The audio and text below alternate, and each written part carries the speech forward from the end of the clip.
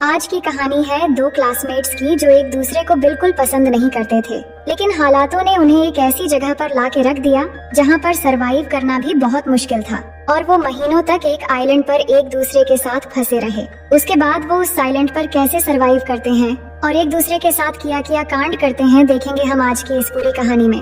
So hello दोस्तों, मेरा नाम है इशिता और आज की कहानी शुरू होती है हमें एमा नाम की एक खूबसूरत लड़की को दिखाते हुए जो सुबह जल्दी उठकर अपने स्कूल जाने के लिए तैयार होती है।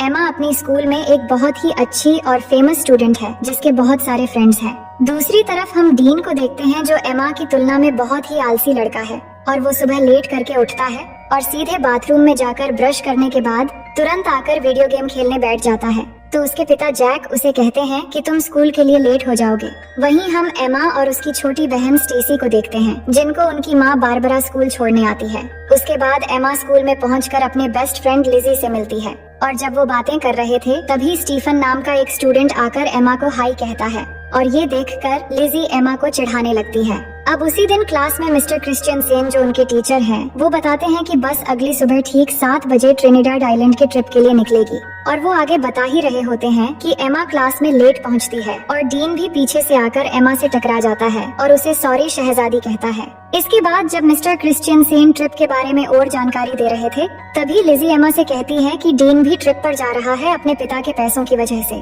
और फिर वो डीन को देखकर मुंह बनाती है। अब लंच के समय लिजी अपने दोस्तों को एमा और स्टीफन के बीच सुबह जो हुआ वो बताती है और कहती है कि ट्रिप में जाकर हमारे पास 1 हफ्ता होगा अपना जादू चलाकर एमा को स्टीफन के साथ एक्शन कराने के लिए। पर एमा कहती है कि हमें ये सब छोड़कर ट्रिप पर ध्यान देना चाहिए। अब सभी जब बातें कर रहे थे तभी एमा की नजर डीन पर पड़ती है जो चाकू से सेब काट रहा था। अब थोड़ी देर में मिस कोलियर जो एक टीचर है वो डीन के पास आकर उसे स्कूल में चाकू लेकर आने के लिए डांटती है और फिर उसे प्रिंसिपल के ऑफिस में ले जाती है। फिर लिजी अपने दोस्तों से कहती है कि एमा को डीन जैसे लड़कों के साथ नहीं रहना चाहिए जब स्कूल का एक हॉट लड़का एमा को पसंद करता है। अब अगले दिन सुबह एमा तैयार होती है ट्रिप के लिए और अपने माँ बारबरा और पिता फिल को थैंक यू कहती है उसे ट्रिप पर जाने देने के लिए। दूसरी तरफ डीन ट्रिप पर नहीं जाना चाहता तो उसके पिता जैक उसे कहते हैं कि उसके स्कूल के नियम को तोड़ने के बाद भी उन्होंने कितनी मेहनत की उसे ट्रिप पर जगह दिलाने के लिए, जिसके बाद वो जाने के लिए मान जाता है। अब आगे हम देखते हैं कि मिस्टर क्रिश्चियन सेन सबको बस में चढ़ने के लिए कहते हैं। अब बस में चढ़ते वक्त स्टीफन एमा से पूछता है कि कैसी हो एमा,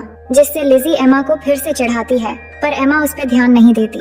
अब कुछ समय के अंदर वो ट्रिनिडाड आइलैंड पहुंच जाते हैं और बस से उतरते समय मिस कोलियर सबसे कहती है कि सब कुछ देर पूल में एंजॉय कर सकते हैं पर डिनर से पहले सबको आ जाना है और अगले दिन से प्रोग्राम शुरू करेंगे। अब कुछ देर बाद एमा और उसके सभी दोस्त पूल में जाते हैं जहां एमा स्टीफन से मिलती है और सब एक साथ पूल में मस्ती करने लगते हैं, लेकिन डीन बिल्कुल अकेला बैल्कनी से ये सब देख रहा होता है। अब उसी शाम एमा की एक फ्रेंड लिजी और एमा को आकर बताती है कि स्टीफन ने उन्हें पार्टी पे बुलाया है जो यहाँ के एक लोकल बोट में हो रही है, लेकिन एमा ये सुन के मना कर देती है पर उसके दोस्त जिद करके उसे मना लेते हैं। उसके बाद वो पार्टी के लिए बोट पर चले आते हैं और वहाँ पहुँचने के बाद एमा हेलेन को पार्टी में ढूंढने लगती है पर तभी वो देखती है कि स्टीफन किसी और लड़की को किस कर रहा है और ये देख के एमा वहाँ से जाने लगती है और वही साइड से ये सब डीन भी देख रहा होता है। तभी वो एमा से कहता है कि तुम्हारा बॉयफ्रेंड तो मजा कर रहा है, तो वो डीन से कहती है कि तुम्हें इन सब से कोई मतलब नहीं होना चाहिए। अब अचानक वहाँ पुलिस आ जाती है क्योंकि पुलिस को पता चल गया था कि यहाँ स्टूडेंट पार्टी में ड्रग्स ले रहे हैं और सबको बोट के सामने की तरफ आने को कहते हैं। तभी अचानक पैर फिसलकर एमा पानी में गिर जाती है और उसे गिरते हुए डीन देख लेता है तो वो भी उसे बचाने के लिए पानी में कूद जाता है और फिर उसे बचाकर एक छोटी बोट में ले जाता है। अब उस बोट की रस्सी बड़े बोट से जुड़ी हुई थी तो डीन उस रस्सी को काट देता है और एमा के पूछने पर वो कहता है कि मुझे पुलिस के झंझट में नहीं पड़ना है, पुलिस के जाने के बाद हम बड़े बोट तक पहुंच जाएंगे। लेकिन थोड़ी ही समय के अंदर वो बोट उनसे काफी दूर चला जाता है और तभी वहाँ पर तूफान शुरू होने वाला होता है, लेकिन डीन देखता है कि इसमें तो मोटर ही नहीं है। तभी उनके सामने से अचानक एक बड़ी सी लहर आती है और दोनों कस के बोट को पकड़ लेते हैं। इसके बाद सुबह हो जाती है और दोनों लहरों की वजह से बोट के साथ अरेबियन सागर में पहुंच गए थे। डीन का फोन भीग चुका था तो वो एमा को उसका फोन देने को कहता है पर एमा के फोन में नेटवर्क नहीं आ रहा था। फिर एमा डीन से कहती है कि हमें पार्टी बोट का पीछा करना चाहिए था तो डीन कहता है कि चिंता मत करो, कोई न कोई हमें लेने आ जाएगा। वो बात ही कर रहे थे तभी अचानक एमा को थोड़ी दूरी पर एक आइलैंड नजर आती है जिसके बाद डीन बोट को उस आइलैंड की तरफ ले जाने लगता है और बहुत मुश्किलों के बाद दोनों उस आइलैंड पर पहुंच जाते हैं। और वहां पहुंच के एमा फिर से फोन के नेटवर्क को देखती है, पर वहां भी कोई नेटवर्क नहीं मिलता। फिर डीन को उस बोट पे एक फ्लेयर गन मिलती है, तो वो उसे ले लेता है और फिर दोनों आगे बढ़ने लगते हैं इस उम्मीद में कि आगे जाने पर उन्हें कोई मदद मिल जाएगा। दूसरी तरफ होटल में पिछले रात की पार्टी की वजह से मिस्टर क्रिश्चियनसेन ट्रिप को कैंसिल कर देते हैं। तभी लिजी मिस कोलियर से कहती है कि एमा होटल वापस नहीं आई है और उसे लगा कि शायद एमा कल रात किसी और के साथ थी, इसलिए उसने किसी को नहीं बताया। और वो बताती है कि उसने एमा को आखिरी बार पार्टी बोर्ड पर देखा था। इसके बाद मिस्टर क्रिश्चियनसेन सबकी अटेंडेंस लेते हैं, तो उन्हें पता चलता है कि डीन भी यहाँ मौजूद नहीं है। अब इससे इनको पता चल जाता है कि डीन और एमा दोनों ग्रुप से मिसिंग हैं। उसके बाद पुलिस आकर एमा के दोस्तों से पूछताछ करते हैं, तो मिस कोलियर पुलिस से पूछती है कि क्या उन्हें ढूंढने का कोई तरीका है। तो पुलिस कहते हैं कि ऐसे केस अक्सर होते रहते हैं, शायद वो खुद से ही वापस आ जाए, लेकिन अगर वो समुद्र में कहीं फंस गए हो तो दोनों को ढूंढना थोड़ा मुश्किल हो सकता है।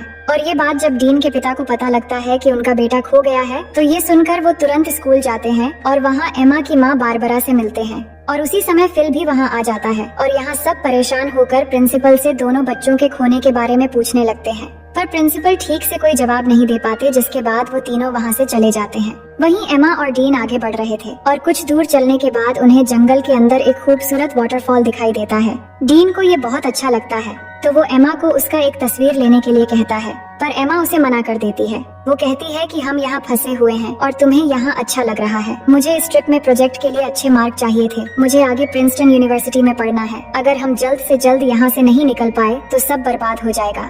इसके बाद वो आगे बढ़ते हैं और कुछ घंटे बाद वो दोनों इस आइलैंड के बिल्कुल किनारे पे आ जाते हैं, पर अब तक यहाँ उन्हें ना कोई रास्ता मिला था और ना ही कोई मदद। ये देख के वो वापस बोट की तरफ जाने का सोचते हैं। उसके बाद वो दोनों वापस बोट की तरफ जाते हैं और जाकर देखते हैं कि किनारे में उनकी बोट नहीं है। समुद्र की लहर बोट को कहीं ले गया था और अब सिर्फ उन्हें वहाँ एक लाइफ जैकेट मिलता है। फिर आगे हम देखते हैं कि वो पूरा दिन चलते चलते थक चुके थे और सूरज भी डूब जाता है। इसके बाद डीन आग जलाता है और दोनों यहीं पर आज रात रुकने का फैसला करते हैं। डीन देखता है कि एमा को ठंड लग रही है, तो वो एमा को अपनी शर्ट उतार कर दे देता है। फिर दोनों बातें करने लगते हैं कि कल तक शायद हमारे पेरेंट्स हमें ढूंढ कर निकाल लेंगे। अब आगे हम देखते हैं कि सुबह हो जाती है और डीन जाग कर देखता है कि एमा यहाँ नहीं है, तो वो उसे ढूंढते हुए जाकर देखता है कि एमा समुद्र के किनारे पर SOS लिख रही है। तो वो पूछता है कि तुम क्या कर रही हो, तो वो कहती है जान बचाने की कोशिश कर रही हूँ और हमें पीने के लिए पानी ढूंढना होगा। उसके बाद डीन स्विमिंग करने चला जाता है और एमा उसे देखने लगती है। दूसरी तरफ होटल में मिस्टर क्रिश्चियनसेन एमा और डीन के बारे में उनके पेरेंट्स को बताते हैं कि पुलिस उन्हें ढूंढ रहे हैं और पुलिस को एक छोटी बोट मिली है जिस पर शायद वो दोनों थे। फिर जैक कहते हैं कि अगर पुलिस कुछ कर नहीं पा रही है तो हम किसी प्राइवेट रेस्क्यू टीम को काम पर लगा सकते हैं। पर मिस्टर क्रिश्चियनसेन कहते हैं कि पुलिस अपना काम अच्छे से कर रही है और वो जल्द से जल्द बच्चों को ढूंढ निकाल लेंगे।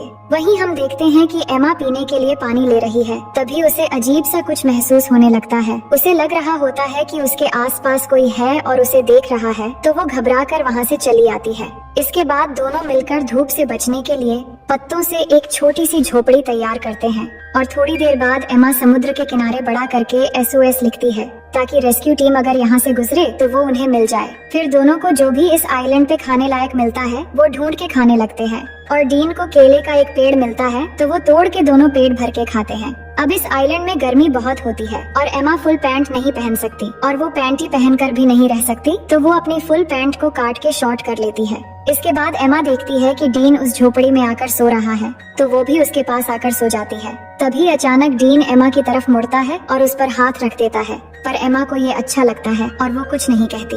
फिर अगले दिन जब एमा वाटरफॉल में नहा रही होती है, तब डीन आकर उससे सनस्क्रीन मांगता है, तो एमा डीन को कहती है कि मैं यहाँ नहा रही हूँ, तुम दूसरी तरफ जाओ। तो डीन कहता है कि तुम ही ने तो मुझे यहाँ पहरेदारी करने के लिए कहा है। ये सुन के एमा कहती है कि इस आइलैंड में कोई और भी है, इसलिए मैंने कहा था। उधर होटल में बारबरा एमा को लेकर बहुत परेशान थी और न्यूज में ये बताया जा रहा था कि एमा और डीन के गायब होने की केस अब ऑफिशियल हो गई है और अब पुलिस को लगता है कि वो दोनों मर चुके हैं और अब वो उनकी लाश ढूंढ रहे हैं। और फिल तैयार हो रहा था घर जाने के लिए, क्योंकि एमा की छोटी बहन स्टेसी घर में अकेली है। पर बारबरा अभी भी घबराई हुई है, तो फिल बारबरा से कहता है कि एमा मिल जाएगी और ये कह के वो उसे गले लगा लेता है। जिसके बाद अगले दिन जैक बारबरा के साथ हेलीकॉप्टर लेकर एमा और डीन को ढूंढने निकल पड़ता है और वही आइलैंड में थोड़ी देर के बाद रात होने वाली है और एमा डीन को बता रही होती है कि वो अपने परिवार को बहुत याद कर रही है। तभी डीन को वहाँ पर किसी इंसान की खोपड़ी मिलती है, तो एमा उसे देखकर बहुत डर जाती है और कहती है कि ये भी हमारी तरह शायद यहाँ फंस गया होगा और इसकी ये हालत हो गई और अब हमारी हालत भी शायद इसी के जैसा हो जाएगा। पर डीन उसे कहता है कि ये शायद कोई मछुआरा या फिर कोई स्मगलर होगा जो यहाँ आकर मर गया था, लेकिन हमारे पीछे हमारे पेरेंट्स हैं और हम यहाँ अकेले नहीं हैं। और उसे विश्वास दिलाता है कि अगर हम एक दूसरे के साथ ऐसे ही देते रहेंगे तो हम यहाँ कभी नहीं मरेंगे और एक दिन हम जरूर घर वापस जाएंगे। और ये कहने के बाद वो एमा को किस करने लगता है। एमा पहली बार किसी को किस कर रही थी और उसे अच्छा भी लग रहा था और अब रात भी हो गई थी। फिर क्या होना था, डीन सारी हदें तोड़ देता है और आइलैंड में एक तूफान आता है और इस तूफान को एमा पहली बार एंजॉय करके बहुत खुश थी। फिर सुबह होने के बाद एमा जागकर देखती है कि डीन यहाँ नहीं है, तो वो डीन को पुकारने लगती है पर वो उसे नहीं मिल रहा था। तो एमा बहुत घबरा जाती है और उसे ढूंढने के लिए जंगल में चली जाती है।